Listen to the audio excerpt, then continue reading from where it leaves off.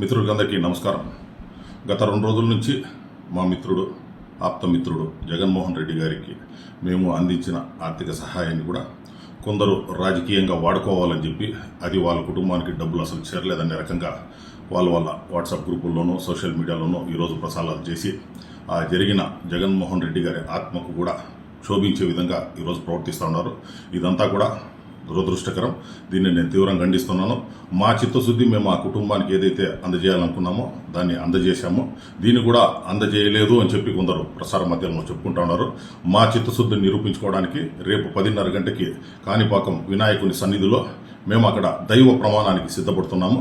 మేము ఆ కుటుంబానికి 3.5 లక్షల రూపాయలు అందజేసినామని చెప్పి ఆ వినాయకుని సన్నిధిలో రేపు నేను 10:30 గంటలకు తడి బట్టలతో ప్రమాణం చేస్తున్నాను. ఇది నా చిత్తశుద్ధి. మేము ఆ కుటుంబాన్ని ఆదుకున్నామని తెలియజేయడానికి మాత్రమే.